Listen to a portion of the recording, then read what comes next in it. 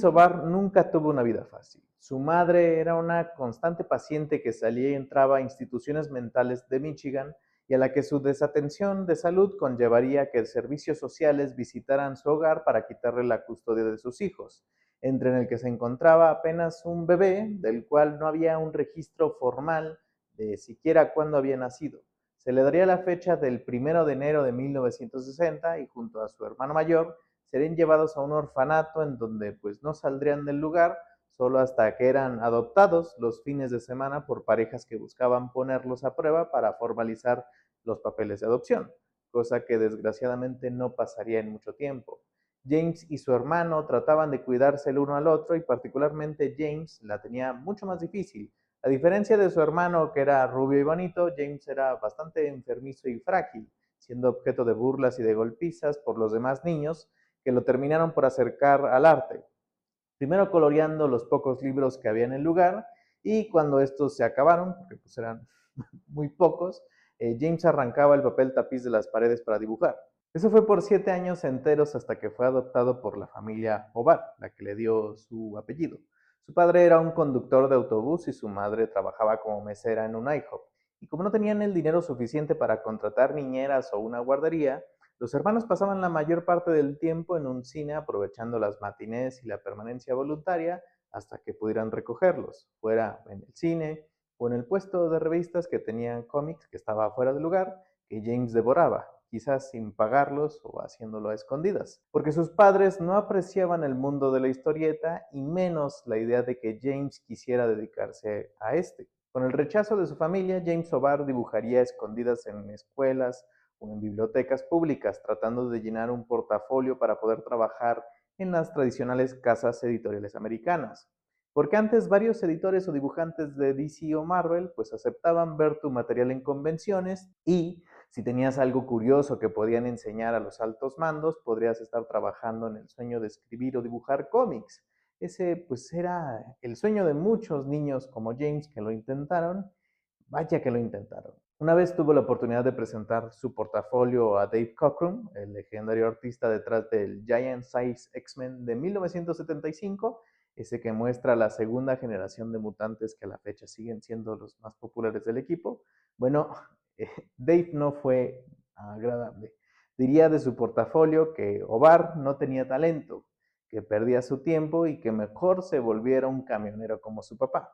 Eso le hizo sentir que su sueño no se encontraba en la comodidad de las filas de superhéroes que rondan los puestos de revistas tradicionales, y de que era un fracasado. No fue hasta que O'Barr consideró que si tenía que hacer algo, tendría que ser por su propia cuenta, inspirado por los consejos que Van Bode le daría al revisar su portafolio. Bode era un pionero de los cómics underground junto a Robert Crumb, que le enseñaría sobre el desarrollo de elementos del fondo del cómic, del ritmo y le recomendaría artistas que podría estudiar.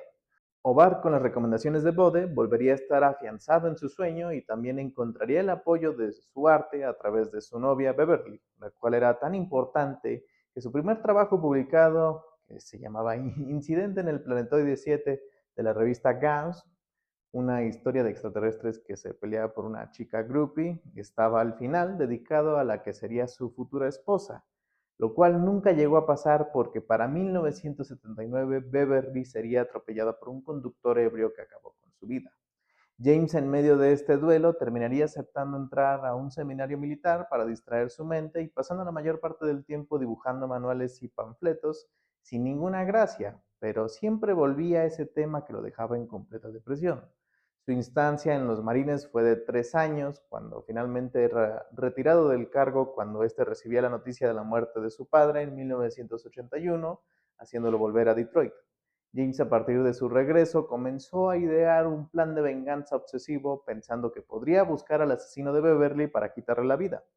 Pero esto fue imposible cuando en medio de sus investigaciones y acoso se dio cuenta de que el conductor pues ya había fallecido por problemas de salud. En medio de este proceso de buscar información, James llegó a una nota del periódico en donde mencionaban el asesinato de una pareja que estaba a punto de casarse, los cuales discutieron con un asaltante que les robó su anillo de compromiso y que vendió por $20. Todos estos elementos, aunado a su aprecio por la música gótica de ese entonces como Bauhaus, Joy Division y The Cure, serían canalizados en un cómic que no ocurrió, sino hasta 1988, porque la mayoría del tiempo James trataba de encontrar trabajos de tiempo completo y su tiempo libre era dedicado a dibujar. Se terminaría acercando a Caliber Comics, la cual era una cadena de tiendas de cómics en Detroit, fundada por Gary Reed, la cual pues le daba trabajo a James como ilustrador para playeras que vendían en las tiendas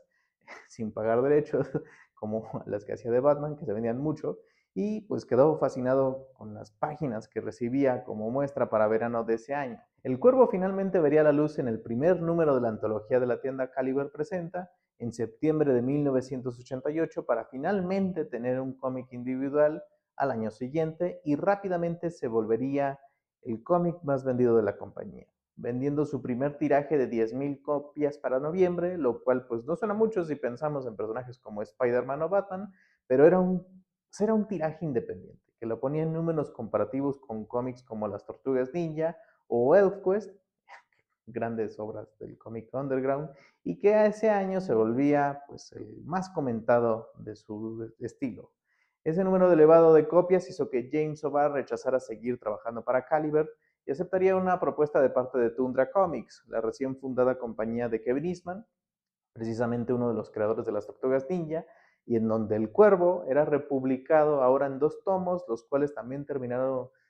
pues teniendo varios tirajes. Y para 1992 la relación del Cuervo con Batman pues también es bastante curiosa. Si para 1989 Batman llegaba a la pantalla grande y Eric Draven aparecía en papel, para 1992 Batman regresaba a los cines para pelear con el Pingüino y Eric Draven pues concluía su saga, la cual no pasó desapercibida en ojos de los productores que veían que la industria del cómic pues era algo que tenía pues potencial en la industria fílmica. El productor Jeff Moss trabajaría con John Shirley en una adaptación de su novela Cyberpunk Black Glass y en medio de estas pláticas pues Shirley propuso otro proyecto llamado Ángel Furioso, el cual sus amigos le dijeron que era bastante similar al Cuervo. Jeff Moss y John Shirley pues eran muy unidos, por lo que leyeron El Cuervo y lejos de encontrar una especie de bache para poder continuar con el proyecto del Ángel Furioso, se propusieron adaptar el cómic de James O'Barr. Esta no sería la primera oferta que O'Barr había recibido por El Cuervo, ya que New Line Cinema le había propuesto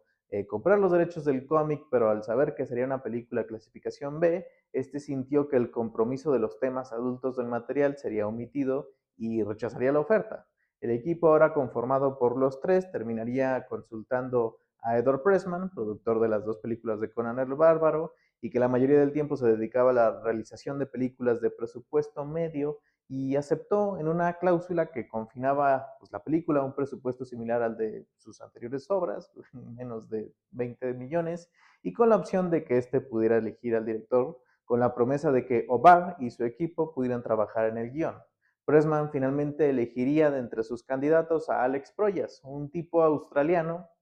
que para ese entonces tenía una vasta videografía musical, trabajando como grupos como Yes, In Excess y Crowded House, y que había tenido su debut en la ambiciosa y bastante barata Espíritus del Aire de 1988, pero que hasta ese momento no tenía un proyecto fílmico y vivía en una situación complicada de dinero al lado de su novia, porque los dos habían viajado a Estados Unidos pensando que estaría bastante ocupado pues, filmando cualquier película. En realidad, Proya sí recibía ofertas, pero no se acomodaba a lo que quería hacer. New Line Cinema otra vez lo contactó para la filmación de Pesadilla en la calle del infierno, El niño de los sueños de 1989, pero pues este lo rechazaría porque quería hacer algo nuevo. Pressman le enseñó el guión del Cuervo, que pues no encontraba bueno.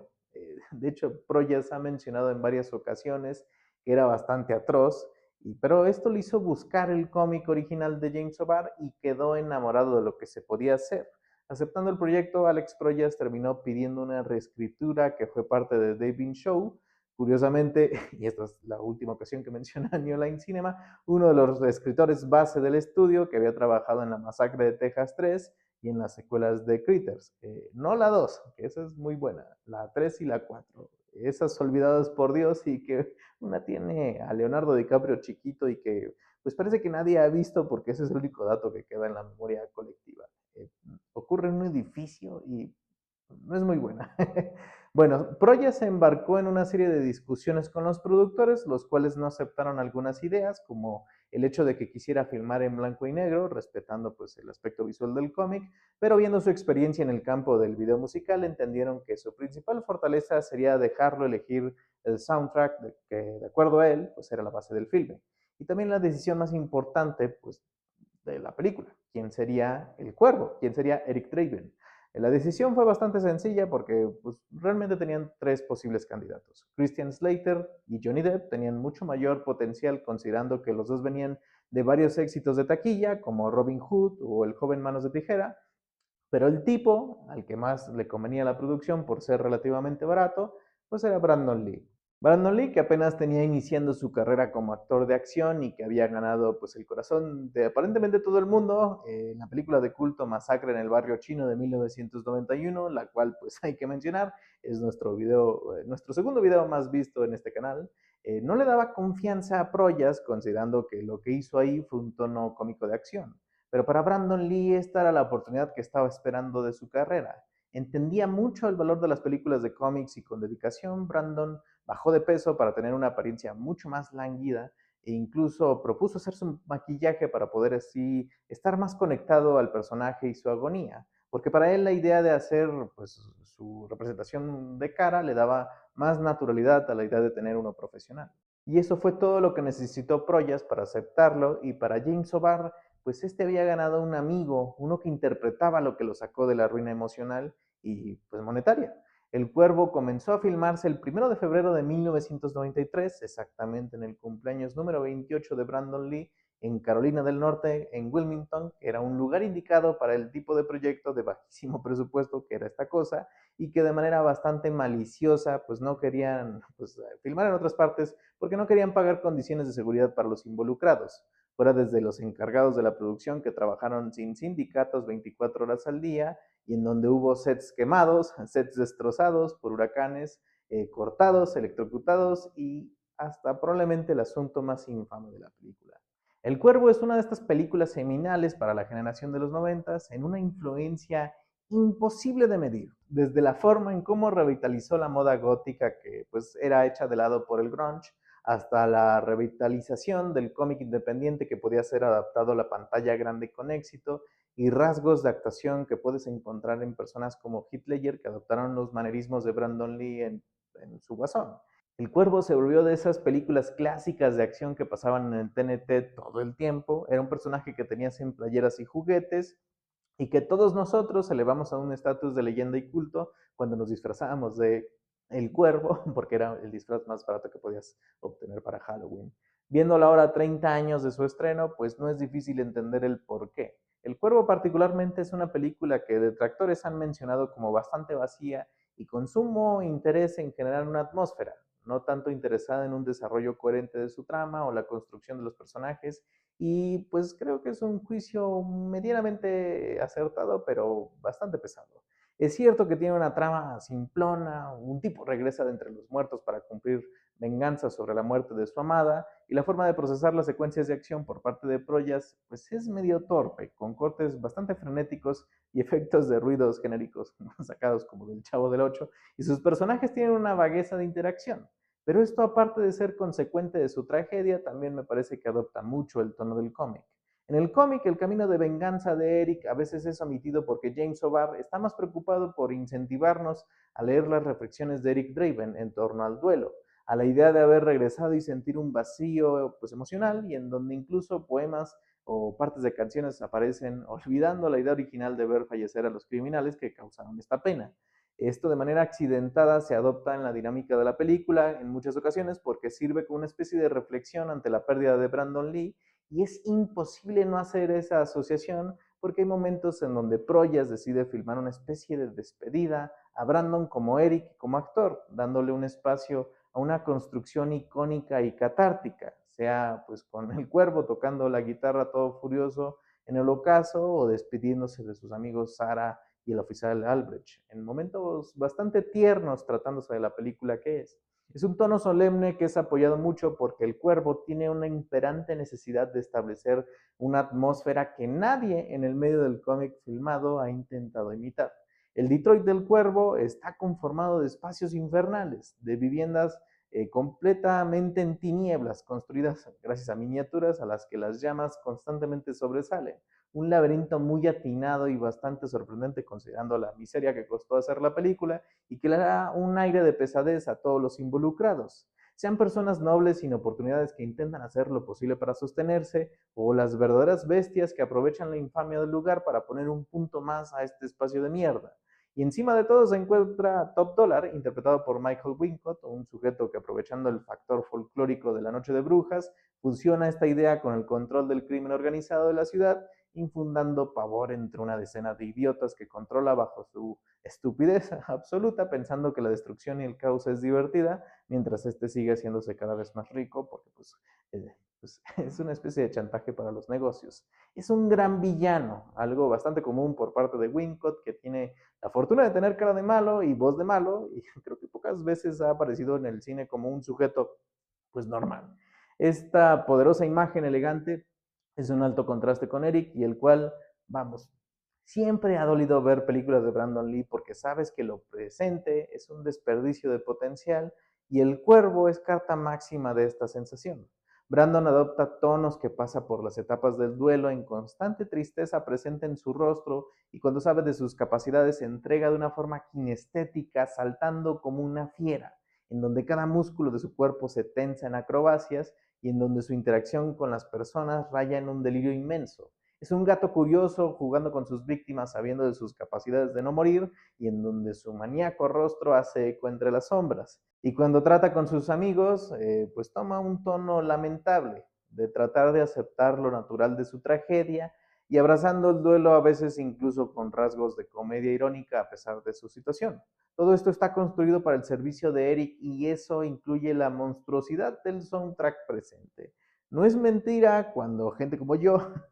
dice que El Cuervo es uno de los mejores compilatorios musicales de la historia del cine y es una ventana al grunge, al industrial y a las reservas de gótico de la época, y en donde cada canción es acomodada para el acrecentamiento de la atmósfera que ya de por sí es apabullante, sea desde la adopción de la imagen del cuervo con Burn de The Cure, una de mis canciones favoritas de la historia, o verlo correr por los techos de los edificios abandonados con Dead Souls de Nine Inch Nails. Este tipo de construcciones fílmicas pues ya no existen en nuestros tiempos, la verdad. Ya no existe en la época en donde salías del cine para ir a comprar un disco y te quemabas todo el disco en la cabeza. El 31 de marzo de 1993, el equipo se encontraba filmando la secuencia de violación de Shelley y el asesinato de Eric por parte de los matones, cuando en el momento en el que éste recibía la bala que acababa con su vida, pues se volvía real por culpa de un descuido de balas. La producción del Cuervo no tenía ni el tiempo ni el dinero suficiente, por lo que comprar balas de salva era por alguna razón más caro que la idea de poner a los encargados de armas crear balas en donde si quitaban la pólvora no removían el primer, que es la cosa que genera la ignición de una bala, y la falta de revisión de un experto terminó dando como consecuencia un disparo directo a Brandon Lee en el abdomen, hiriéndolo de gravedad. Ni Alex Proya ni los involucrados supieron qué hacer en el momento porque Brandon cayó en una posición incorrecta y todo el mundo pensó que que estaba bromeando, hasta que al revisarlo se dieron cuenta de que pues, comenzaba a perder el pulso. Brandon Lee llegaba a urgencias del hospital New Hanover y tras 6 horas de batallar perdía la vida a la 1 de la tarde. Con la pérdida del actor principal ocurrió un escándalo en los medios de noticias que fueron de tal magnitud que Paramount, el estudio que originalmente estaba a cargo de la distribución de la película y que pensaba mandarla en formato VHS, de ahí que costara tan barata, terminó por abandonar el proyecto, pero finalmente era adoptada en una compra de material por parte de Miramax, la cual terminó inyectándole 8 millones de dólares a sus 15 de costo para la reestructuración de escenas en donde tuvieron que depender de los extras de Brandon que no aparecen a cuadro, no se les ve la cara, el uso de la voz en off por parte del personaje de Sarah, que rellena varios momentos que era para darle coherencia, y de manera más innovadora el acomodo digital del rostro de Brandon en ciertos momentos, como la revelación del maquillaje de la ventana. Y para sorpresa de nadie, porque la controversia había hecho de las suyas, todo mundo quería ver la morbosa película que acabó con la vida de una estrella fugaz. El Cuervo se estrenaría el 13 de mayo de 1994, volviéndose la película más taquillera del estudio en su historia, que pensaba que obtendría pues $1 millón en su fin de semana, muy distante a los 11 que obtuvo. Al final de su corrida en cines mundiales, El Cuervo había ganado la nada envidiable cantidad de 93 millones de dólares, volviéndose la película pues número 25, un éxito solamente comparado en ese año, por lo barato del asunto de cuánto costaban y cuánto ganaron, a Pulp Fiction. Pero no habría que preguntarse, ¿realmente el abaratamiento de esta película valdría la pena? Porque le quita la vida a Brandon Lee. Pero pues es estas cosas coincidentales y trágicas en las que pues se forman íconos, se forman estrellas y se forman de forma muy triste, muy apagada y que pues ciertamente pues siempre va a tener esta infamia. Pero es este elemento que carga la película y que me parece imposible de superar ahora que este año viene un remake a 30 años de la existencia del Cuervo. Es una película que es lapidante de su momento y creo que no van a capturar ni la atmósfera ni la dirección y mucho menos esa preciosa actuación de parte de Brandon Lee. Muchas gracias por esas tardes de pasar momentos con mi familia viendo películas que no debería ver, pero que fueron clásicas de la familia 10 de suya, ¿no? Eso fue todo. No se olviden de checar la cartelera cultural en Zona Franca. Aquí están mis redes sociales. El Cuervo es una película que a menudo aparece en Prime, en renta y en plataforma, pero por alguna razón creo que no está ahorita. Creo que la puedes rentar y está a un costo bastante accesible. Y pues ven, la verdad me resulta bastante sorprendente conocer personas que no la han visto, como aquí precisamente, y es porque es una señal de que ya estoy muy viejo y las películas que eran de mi infancia, pues a veces no pasan este rumbo, pero pues vamos, para eso son estas cápsulas, para recordar las películas que me formaron y que me parecen destacables, incluso ya viéndolas como adulto. Y El Cuervo es una de esas. Nos vemos.